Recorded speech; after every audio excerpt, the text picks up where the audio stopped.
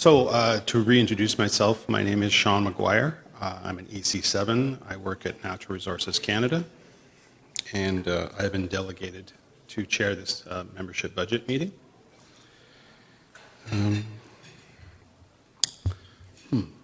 Veuillez noter que, en vertu de nos statuts, asked it coming in. The translation devices are at the door. The fellow's holding his hand up there if you would like one. I will be alternating back and forth. Veuillez noter. Please note that pursuant to our Constitution and bylaws, the purpose of this membership budget meeting is to discuss budget-related matters. There are 3 items on the agenda. Presentation of the budget and the resolution to adopt the budget. Presentation of the resolution on the use of budget surpluses to endow the Defence Fund. Presentation of a resolution on progressive dues structure. At this time, I would like to call on Nick Giannakoulis, EC Vice President on the National Executive Committee and President of CAPE's Finance Committee, to present the highlights of CAPE's budget for 2016-17 and 17-18. At the end of the presentation, there will be a 30-minute question period. And I think that's about it. Just a second. Let me remind the members who are following the presentation via webcast that you can submit your questions on Twitter using the hashtag CAPEBudget or by email to the Communications Officer, Ben Rene, at BRENE@acep-cape.ca. Ben's email address is superimposed on your screen, I hope.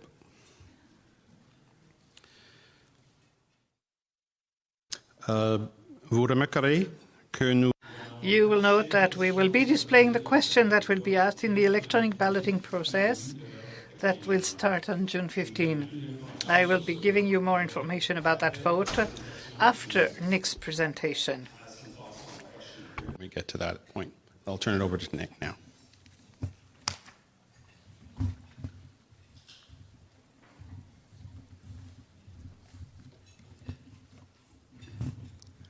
Thank you, everyone, for coming out this evening. And before we start, I just want to introduce the actual Finance Committee members that are here this evening. So we've got Emmanuel Tremblay, President of CAPE. We've got Andre Picot, TR VP. Where's Andre? There's Andre. We've got Sean McGuire. We've got Sean Joseph, and I'm not sure if he's here this evening. And on the from the management side, we've got Isabelle Boré in the back, and we've got Claude Vesna, Leanna Griffin, our procurement officer, and Sandy Wenzik, our finance officer, and Mark Cordy as well in finance. So I'll just start by just with a couple high-level statements in terms of you would have all seen the communication that would have gone out yesterday, and we've had multiple reminders over the last couple of weeks. But currently before you and in your packages, you have the budget that we're going to be tabling that you will be voting on. As well, we've got a budget brief that provides the very high-level overview, and as well some of the definitions in terms of what the budget item lines themselves may entail. Now, in terms of the process for approving the budget and voting on that, now the plan is for the budget vote to actually go out on June the 15th to the 27th. So it'll be open for approximately 12 days. Now, I was asked to mention, and we are hoping that this isn't going to be an issue, though, and it looks like it's going to be resolved, but commensurate with all of the issues that we've had, I think, across the board, government-wide with Phoenix, we have had some delays in terms of getting all of the membership information, but we don't anticipate that this is going to have an overall impact on the actual budget vote itself. So we will be able to proceed with the ballot as planned on the 15th of June next week, though. But I just wanted to put that out there just as an item maybe to flag. Now, if I can just ask all of you to maybe have a look at the budget. And I'll go over some of the, so this is the actual within the package. It's got basically the 3 pages. And within this, you've got a bit of a comparative piece in terms of the budget that's being proposed for 2016-17 and 2017-18. And then as a comparative, you've got the budget for 2015-16. But I'll go over some of just the lines in terms of the overview. So in terms of the revenue, so the first item, the first line, this is the majority of the association's revenue, which stems from dues, which are fees that are paid monthly by union members via employer at-source deductions. These fees are used to finance the activities of the union. In addition to dues, the association earns interest from the investments. Secondly, we've got the salaries and benefits. So these are the periodic payments which are governed by signed contracts and staff collective agreements. So this is by far the largest expenditure. In terms of the next item I would want to just mention quickly is communications. This category includes all of the outside printing of materials for awareness raising and information sharing. Attached to these expenses are postage and translation of materials, as well as the day-to-day postage requirements. Communication tools such as the telephone and the internet are also included in here. In addition, promotional materials to promote the association are also included. Line number 7 is for training and development. There's a consistent need for training for both the membership and staff. Training sessions for the membership are normally held at the national office, but could be done in the regions at the request of concerned local leaders. Staff are encouraged to obtain training which pertains to their work in order to service the membership at a high level. Line number 8, professional fees. These include services relating to monies owing for legal opinions for association business and internal matters. It includes the hiring of subcontractors to provide assistance to a second CAPE member where there's an internal labor dispute concerning 2 CAPE members. The financial statements of the association are audited annually as per the Constitution. The association signed an agreement by which they're responsible for any costs relating to the CAPE Employees Pension Fund. Line number 9 relates to office expenses. This includes all expenses related to ensure the office is managed effectively. The association maintains directors' and officers' insurance and commercial insurance, such as required by our landlord. Line 10 is rent and operating expenses. Rent and operating expenses represents contractual obligations for the existing lease at our offices at 100 Queen. Line 11 is computer expenses. The association has 2 contracts for maintenance. The first represents the general computer maintenance, and the second contract is for maintenance of our membership dues database. Minor amounts are budgeted annually to replace defective or outdated office equipment. Programming is necessary to incorporate changes to our membership dues database by Treasury Board and to include additional reporting as necessary. Line 12 covers travel. So member services include traveling costs for the labor relation officers to be present for regional consultation and to attend meetings at the member's workplace. This may include occasional travel by members from the regions to the National Capital Region. The annual National Joint Council Conference moves from location to location and could require travel of CAPE leaders and employees. Other travel costs include monies to afford the president to travel outside of the National Capital Region to meet with our members. Line 13 is meetings. Most meetings are now held at the national office, but when required, meeting room rentals are also included. Local leadership and President's Council meetings are held regularly. Costs relating to transportation and salary reimbursements are included. Mobilization of the membership has increased significantly. This includes such items as meet and greet with the President, educational activities with members, participation in joint union mobilization activities such as union barbecues. Line 14 is collective bargaining. There are two tables included for collective bargaining in this budget, the EC and TR tables. This includes costs related to salary reimbursement, travel, and meals for bargaining committee members, legal fees related to arbitration as well. Line 15 is fees affiliation. These are fees paid for membership in affiliated organizations such as the NJC and IFEBP. The affiliation fee for the Canadian Labour Congress has also been included starting in January 2017. However, this expense is subject to membership approval. Local rebates is line 16. A small number of locals receive a rebate as documented in the bylaws. The remaining locals have the reasonable expenses paid by the national office. Line 17 is contributions. These are payments made to labor or social justice related organizations to help fund their activities that align with the CAPE mandate and priorities. Line 18 is the Defense Fund. These are monies being set aside for possible expenses related to mobilization-related activities, including strike aversion activities, legal fees related to arbitration, communications with membership and with the public, including via the mass media. And lastly, we have the Contingency Fund. This is for planning and budgeting that requires funds to be allocated for contingencies as they may emerge. Unanticipated needs can arise throughout the budgeting period. The Contingency Fund allows the association to operate during an emergency without going back to the membership to seek an amendment on a previously approved budget. So that's a very high-level overview. And if you do take a look at the budget brief, the highlights in here, in terms of some of the items I think that are of interest for this round are in there on pages 6, 7, and 8. And I would encourage everyone to have a good look at the overview.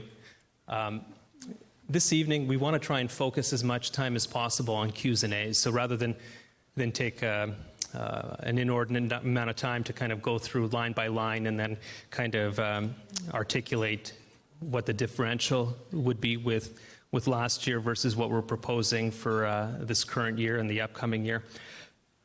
I would prefer to focus more on the questions so that we have a little bit more time. We've got about 30 minutes or so for questions, I think, Sean. So I'll try to answer any questions that you might have as candidly as I can. And Sean will be facilitating the questions. And if I am unable to answer the questions, Sean's here. So Sean's also on the Finance Committee, so hopefully between the two of us we can get through most of these. Thank you. Okay, thanks, Nick. For the presentation. How's that? Okay. So if you have any questions you would like to ask, please go to one of the two microphones that have been set up. If you're watching the webcast, can people hear me? Okay. If you're watching the webcast of the meeting, you can send in your questions on Twitter or via email using the process that I mentioned earlier. We have 30 minutes. I will be giving priority to people who have not asked a question first or previously. So other than that, it's a little more freewheeling than the last meeting that some of you may have been at.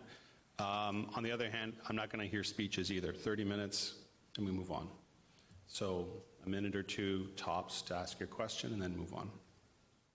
Microphone 2. Hi, thank you. Nick, that was very helpful. Thanks very much. I'm just taking a look at the budget document and Sorry. Okay, that's my bad, first of all. And second of all, please state your name and the department that you're at.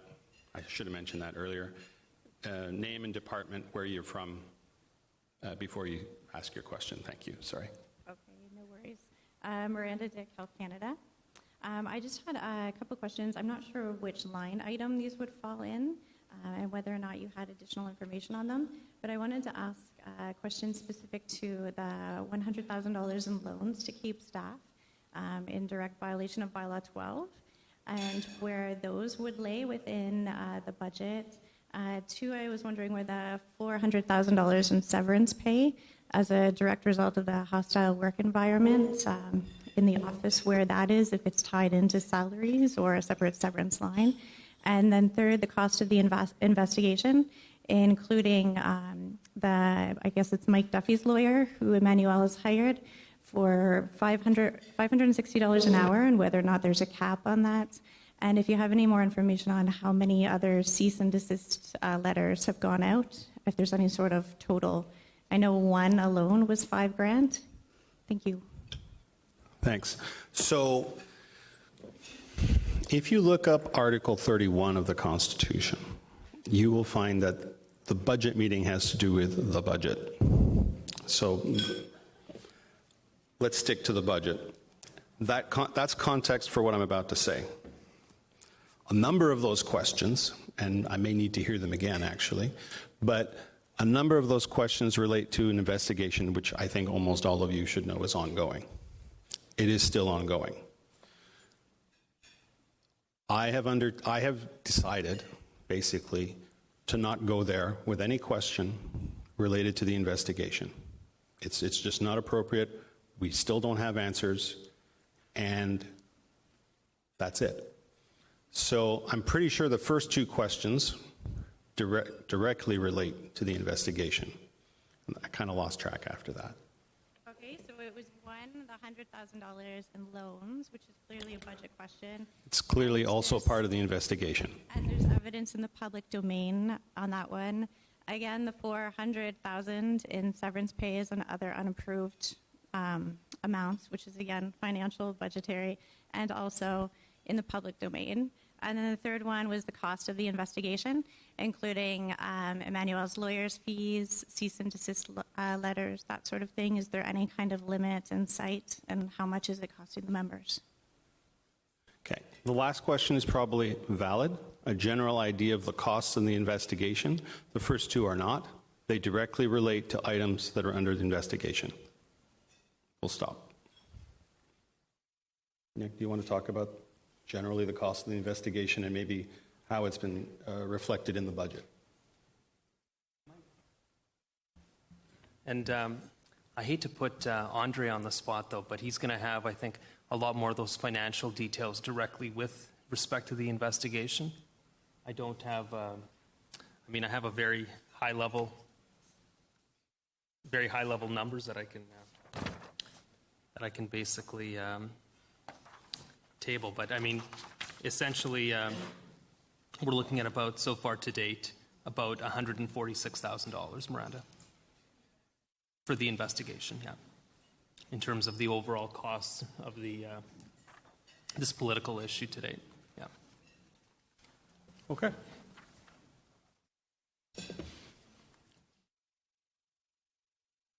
I don't know if Are there any?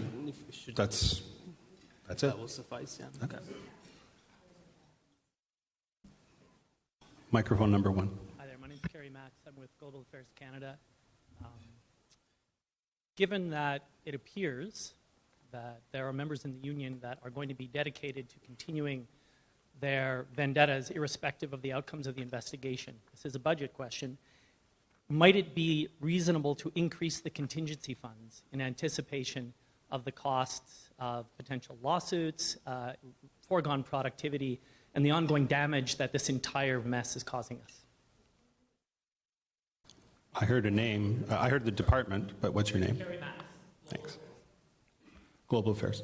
I think we discussed this at the Finance Committee, so go ahead.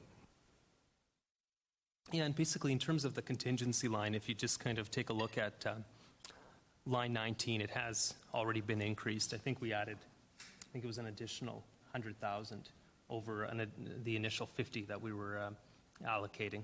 So I mean that line for this fiscal year is at 402,500. So that's taken into account. I mean, if we exceed what we're projecting, we've got a little bit of a cushion there.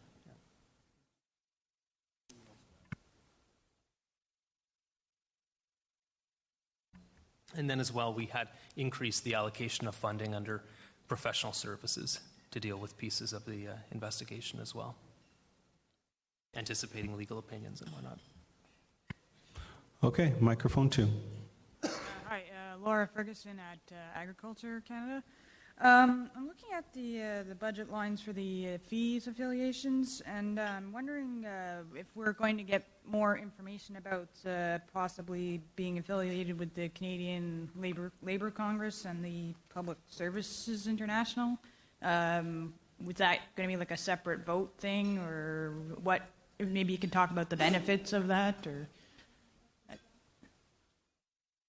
Yeah, so that's where the additional allocation is actually covering. So if you take a look at line 15 in terms of fees affiliation, in terms of the ramp up into 2017-18, so that would actually provide for those additional fees, though, particularly for the CLC. Yeah.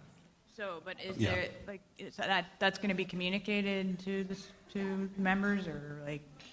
I think I'm going to put words in your mouth just to be clear, but I think she's asking about between now and when those monies go out, what's the process? What's going to happen? Yeah. Is that more or less it? Yeah. Yeah. Thank you. Do you want to take that one? Yeah. Okay. The expectation is there will be a vote, and presumably by the members before joining those organizations. And part of that will be presumably information going out to members. It hasn't been done yet per se, but there will be information going out to members on those organizations before the question is put. I'm not. Yeah, okay.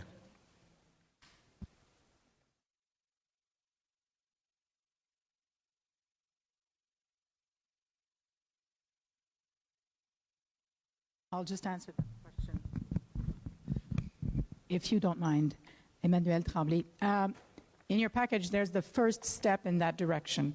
So there's actually going to be a learning event where we will have guests from the CLC coming and explaining what the value of joining a broad umbrella organization such as the Canadian Labour Congress could mean. There's also, at the entrance, there was a stack of information leaflets on CLC, and a process will be done in the fall, and in the context of our annual general meeting in November is where there would be a specific ballot for each member to vote on whether or not to join the CLC.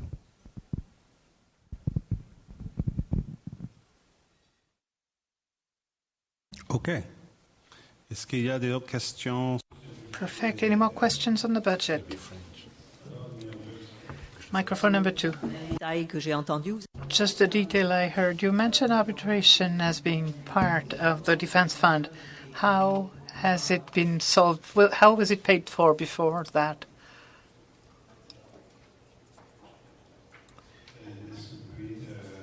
Could you repeat the question, please? You said that the defense fund included arbitration expenses. So we did have arbitration before or without defense fund. So where was it paid? From which line was it paid in the past?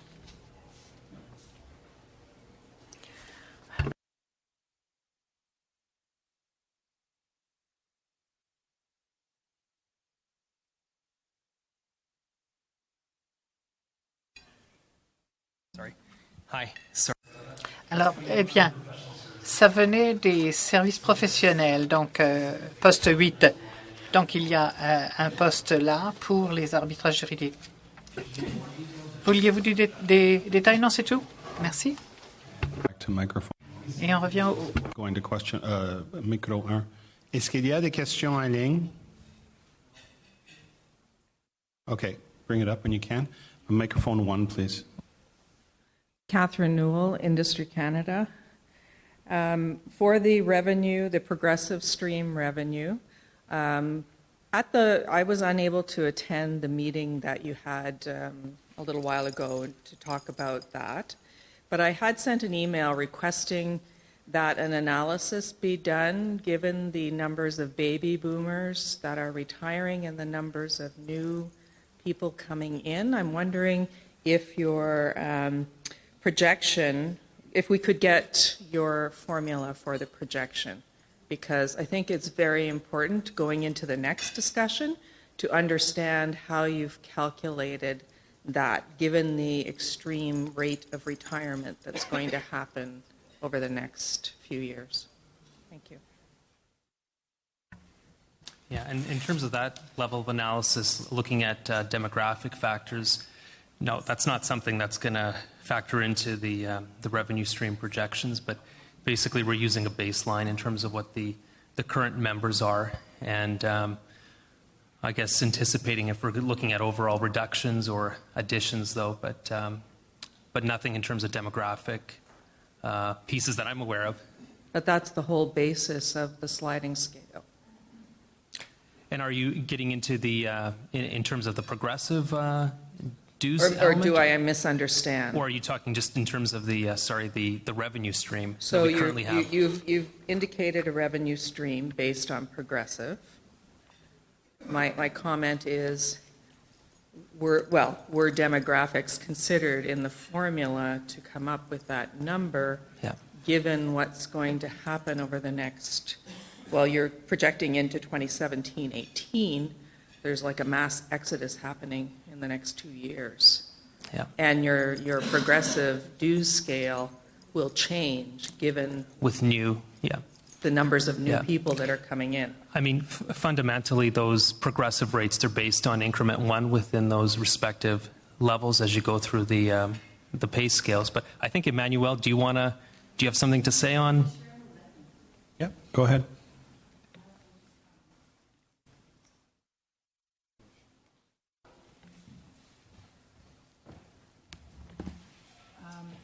I think what we need to be aware of is that the calculation is based on positions, not people, right? So, yes, when people retire, it has happened that they were not replaced, but for the most part, we have not seen that in the trend in our membership numbers over the past few years.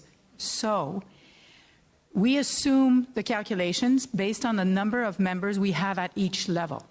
And because the calculation of the dues is on the first increment, so notwithstanding how many years of service you have, you always use the same base. It's not 0.75 of your actual revenue, but the 0.75% of the first increment. So notwithstanding how many years of service you have in that level. But the first increment of each, like EC 1, 1, 2, 3, 4. 3. Okay, so the new people coming in will be EC 1s, 2s, 3s. A lot of us leaving are 6, 7s, some 8s. But people move up, right? Yes, and they people, do. And maybe it there's will be not faster over the next few years, but... Yeah, but I think I've answered the question. And I mean, I do have a breakdown in terms of just kind of the corresponding groups and levels. But in terms of that level of kind of economic analysis, if you will, that's not something that we've actually put any real thought into. I can honestly say that, and might not like the answer, but that's the reality. Oh, okay, that's fine, but you're basing the operational dollars of your whole organization on those calculations. So suggest greater rigor. Yeah. And quite honestly, I mean, I haven't done any of that analysis, and it's not something I was tasked to look at, though. But basically, we just looked at replacement across those corresponding groups and levels, if you will. So costed currently in terms of increment 1 within those corresponding levels, if there's a replacement of a position, there should be parity, as opposed to a differential, say, between step 5 or 6 versus 1. But I know where you're coming from, though, but that's just another level of analysis, though. But I suspect when the presentation on the progressive dues piece comes forward, that might be perhaps a better place just to ask that question. Yeah, I'm ill-equipped to answer it. Thank you, though.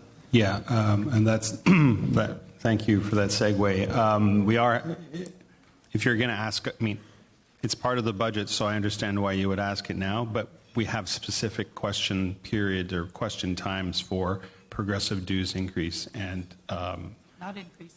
Sorry, progressive dues structure, yes, thank you, sorry, my bad. Progressive dues structure and defense fund budget surplus question. So if you have specific questions on those two issues, you might want to hold them till later, or not. And I say or not because I have questions, just a second, I have questions from the wonderful world of the internet, from a Hart McKinnon, and I will just put all of them, and if I can't read them, it's Renee's fault. Ben Renee. Sorry, that guy. Sorry. Question 1, will the defense fund be used for the president's legal case? If so, I can't support transferring budget surpluses to the defense fund. You want to answer them? The answer is no, but... The answer is no. There's a separate line item under professional fees that's going to deal with that. This one is more related to due structure, but I'll just read it now. Can't support a dues, his word, increase. It's an increase for EC6 and higher. Given that the collective agreement expired 2 years ago, when will the collective agreement be renewed? The last question is not related to the budget. And want to take that, or just we can answer it later? Your choice. Well, it's pure speculation. I think probably anyone's guess is as good as mine, but I suspect probably we are back at the bargaining table at the latter part of June, and I suspect over the next 6 months or so, there's probably going to be a push, I think, to try and wrap up bargaining as quickly as possible. But there were some other more recent developments, and if Manuel can, if you want to speak to those, I mean, that's something you can speak to. I'm not going to speak to those. I'm not sure to what extent we can. Sure. Yeah. But I mean, at that point, depending on some of those more recent developments, potentially we might be looking at some point early part of 2017, I suspect. Worst case scenario. That's my best guess. But that'll push us almost up to 3 years at that point from when the collective agreement expired. And lastly, why does CAPE Exec want us to join the Canadian Labour Congress and Public Service International? What would the total dollar cost be, and what would be the... I don't think that's profit. I think it's cost to CAPE members. The CAPE website only mentions I think it's fee of 0.75%. Do you want to talk about, well, at least the dollar cost? Can you point to the dollar cost for the...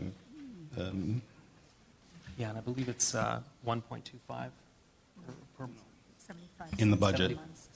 Within the budget. Yeah. Okay. Like, just can you point out to where... Yeah, so it's going to be under fees affiliation, line number 15. So 0.7, I guess, 75 cents per member per month. That's what the cost is for the CLC. Okay. Hopefully that came out reasonably close to correct to what was actually submitted. Micro numéro 1, s'il vous plaît. Hi, Andrew Arquin from Health Canada.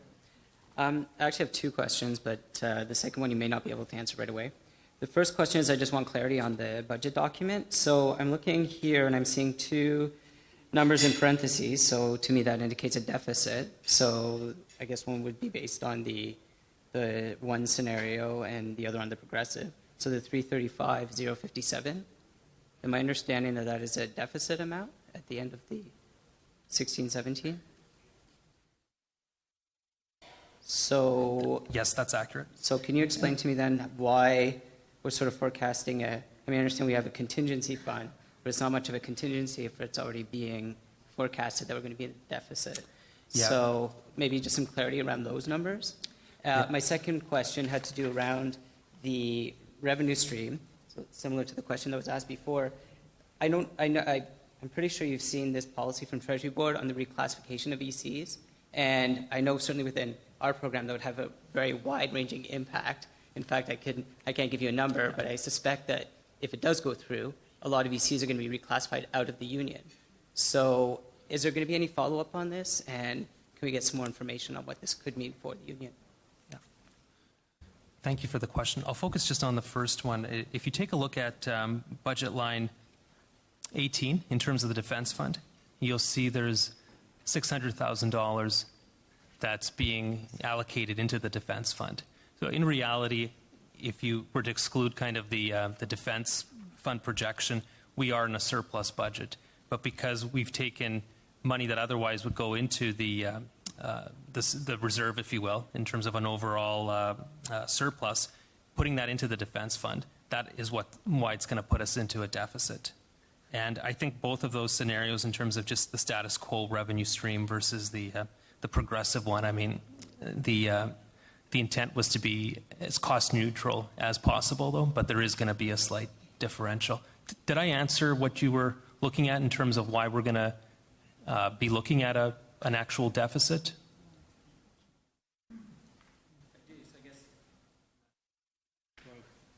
Just remember, you have the second question coming, and I think Emmanuel is going to take that on as well. But go ahead on the first one. Okay, good. So I guess what you're saying is that that 600 will actually decrease to cover whatever deficit we have.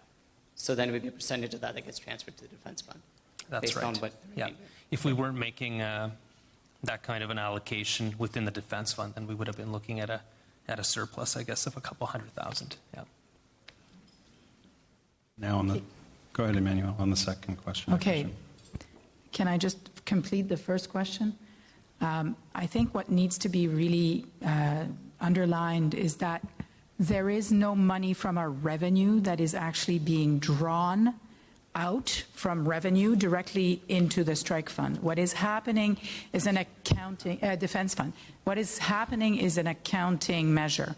The money that is being allocated to the defense fund is actually not coming from the revenue, it's coming from accumulated surpluses, but it has to pass through the budget as an expense, because then we are actually,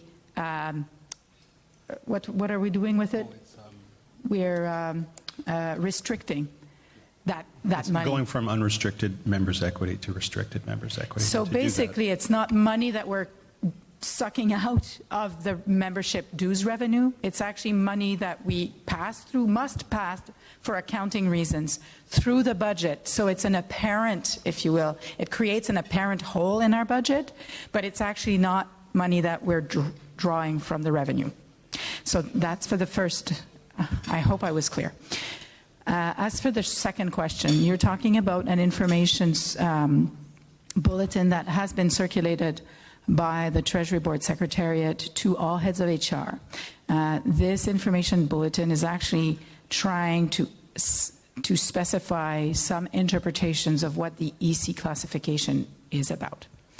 It has drawn some alerts with CAPE, not the least reason of which was because Treasury Board not only did not even pre-warn us that this was coming out, they didn't even have the courtesy of sharing an official copy with us. The copy that we have was given to us by a member. And so we contacted Treasury Board to tell them that this was rather insulting. Now, in terms of potential impact on the budget, we have since then gone to every single national LMCC, National Labor Management Consultative Committee, and put on the table the notion that we pretty much take offense of that directive if the department's intent is to engage in any major reclassification, that we must be pre-warned of that. So for the most part, we've been told this is one of these information bulletins that we receive. If our hiring managers need to see it, this will be for them to see, and there's no intention of actively seeking reclassifications, and that's the majority of the departments. There's one exception to that rule that we are aware of, and that is Economic Development Canada for the Quebec region. We know they seem to have gone forward with kind of posting jobs that are not ECs and inviting ECs to apply to them. That is, for now, the only specific example, and funnily enough, the ADM who actually signed that information bulletin, Manon Brassard, has just now been appointed as Deputy Minister of Economic Development Canada and for the Quebec region. Right. Other than that, We have reached out specifically to heads of HR and people who have a lot of ECs under them to make sure that they don't have an intention. And so we'll keep a really close eye because it could have potentially a very important impact on our revenue stream. You are absolutely right. Thank you. Microphone number 2. Thanks. Mark Switzer, Statistics Canada. Okay. I just have a question about the salaries and wages. Like I was just looking at the president's salaries and wages, and I noticed they're going up 4% each year in 2016, 17, and 2017, 18. I was just wondering why they're going up so much.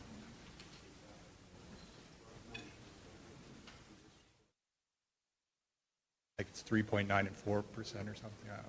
Yeah, so basically the range for the president's contract, the window is somewhere between 144 to about 170,000 with that specific budget line item, though. But it's costed against a base EX2 position, and there's a directive on public service executive salaries that defines the in-range movement. Just think of it almost like the increment, and it's at 5%. So basically to go from, let's say, base increment 1 up to top end of the salary, it's probably just under 4 years. Okay. So that's why, it's because it's under directive, with the accompanying staffing regs. Okay. Micro 1. Mr. Chair, I'm rising on a point of personal privilege, if you'll allow that. Yeah, go ahead. I promise I won't take very long. I waited till the end because my intervention is not finance related. As many of you know, my name is Neil Byrne. I'm on the National Executive Committee with many other colleagues in this room. And as you're all aware as well, we're in a period of crisis, but I'm not going to speak on that crisis, and I'm not trying to make a political intervention either. This afternoon, I received an email from Cape Watch 2016, and I'd like to read that to you because it's fairly serious about what's happening inside of our union right now and how people are being harassed. It says, "Hi Neil, I have some very interesting documents about you. Am I correct in that you are not a permanent, indeterminate employee? That's a pretty precarious situation to be in. Anyways, hope you follow me on Twitter at CapeWatch2016 for all the latest posts on, well, you. Have a great time at tonight's meeting. I'll keep an eye out for you." I responded, "No, I'm permanent now. Thanks for watching out for me." Sure enough, LOL, probably not for long with what I have. You are one greasy slime ball, and soon everyone will know the truth about you. See you tonight. So I call on that person to identify themselves. I'm curious to know who that is. I suspect that many of those in the opposition aren't aware that these kind of tactics are unfolding, and many people would be disgusted by them. I know I am personally. Of course, that person's not coming forward because trolls never like to come out into the light of day. So if anybody wants to have a political debate, I think many of us on the NEC are willing to have that, and we welcome that. That's what we're all about. But if you don't want to have a political debate, don't send these emails. Thank you.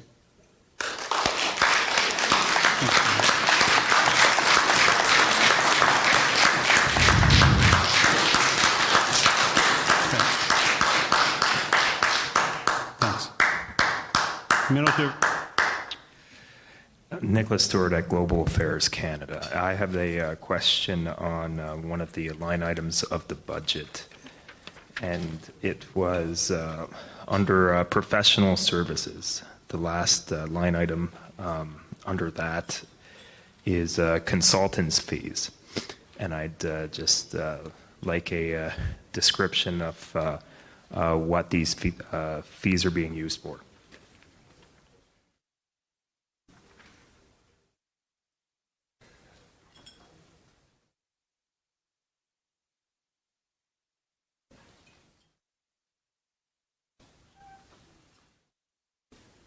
Sorry, we'll just sift down to get that level of detail. Thank you. So we do have a breakdown.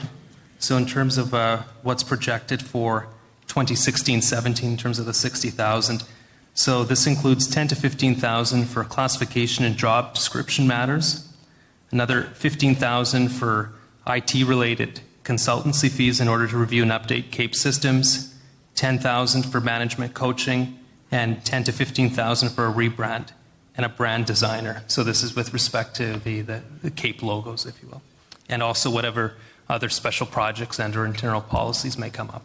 So that's the detailed item within our, I guess, more comprehensive budget package, though. And I know it's a bit difficult with some of these lines to actually know what exactly the allocation is for. Thank you for the question. I have a, excuse-moi, j'ai une question. Well, I have a question here. From ECCC. And it relates to the background brief. Et c'est en français. J'aimerais savoir pourquoi l'objectif... I'd like to know why objective number 4, which is to defend our working conditions, is currently being undermined, or constantly being undermined. I think this is the main role or objective of the union.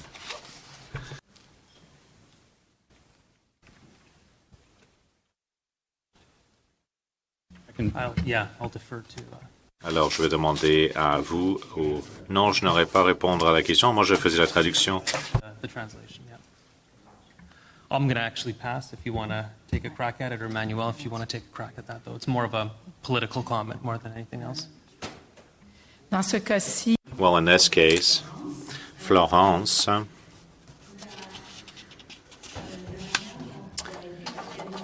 the way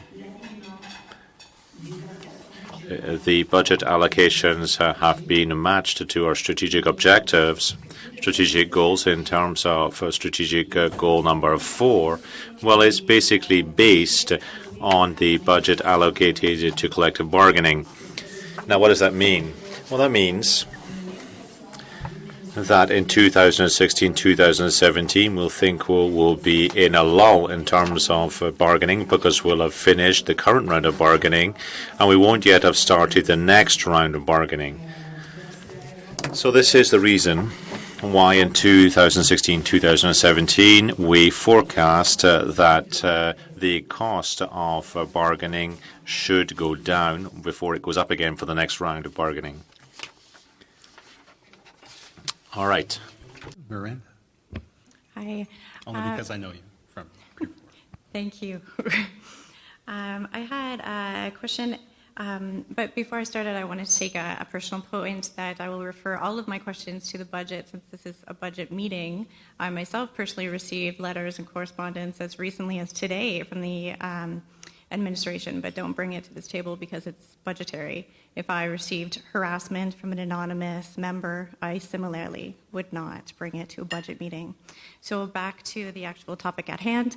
I wanted to mention, I won't bring up the person's name, but there's a Twitter that 64%, or there's a tweet, sorry, I must be getting old. There's a tweet that 64% of our revenue is going to salaries, which seems kind of high. So I wondered if there's any more information behind the salaries and benefits that you could provide, Nick, or even details around some of the non-salary financial benefits for the president?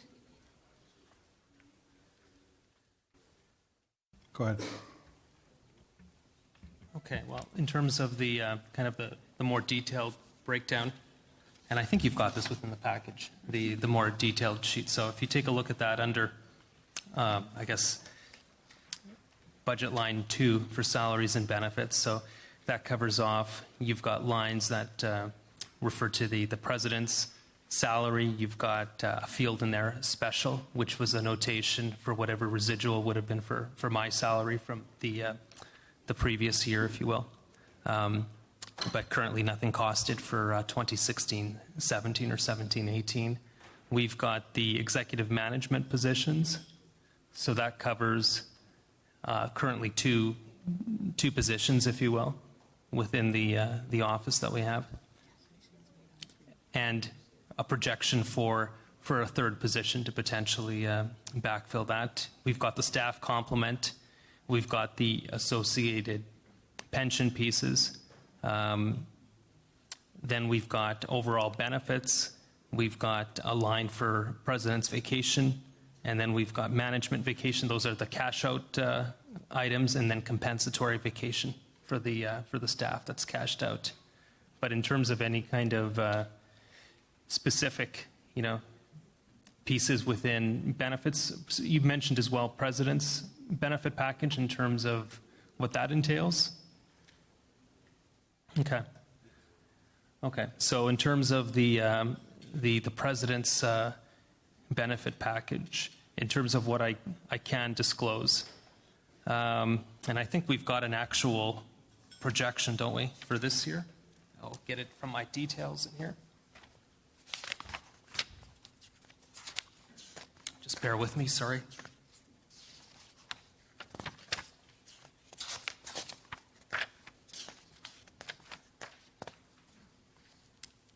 So we've got a projection in here, so it would be line item 2.5.1. So underneath the benefit piece, that's even broken down.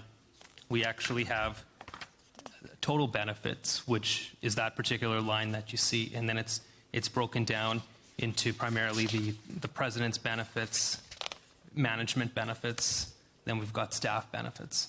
Okay. So basically what we have is a projection for the president's benefits for 2016-17, and then correspondingly for 17-18, we've got a 42,700 and then 44,500 respectively. So that covers basically any public service deficiencies while while the president is on leave without pay from the public service. So it covers five items, if you will. It covers the superannuation deficiencies. Secondly, it covers the disability insurance, supplemental death, public service health care plan, and the public service dental plan. So these are both the employer-employee benefits. And then as well, another element to it is within the CAPE pension plan contributions, and then any additional top-ups and other coverage that would be afforded. And typically, on the low end, typically these numbers are anywhere from about 40,000 on the top end. It can vary. It depends really in terms of what those respective contributions or rates would be. So it's a little bit hard to kind of gauge or so. Last year we had basically 37,450 though, but the previous president was on a different benefit package, if you will. There were some changes to cover. I guess it was ratified probably about 2 years ago at that point, where the incumbent president would also benefit from the allocation underneath the CAPE employee staff union provisions. Yeah. Okay. Microphone number 2, and this will be the last question. We've gone well over 30 minutes, but the budget assumes a decision from the vote to be taken that there will be a $400,000 increase or a $600,000, transfer of members' equity into a defense fund. Actually, members' equity and revenue, 200-odd thousand from members' equity. How many months of operating capital do we have in that equity? Is it prudent to be taking money out of equity at this point in time?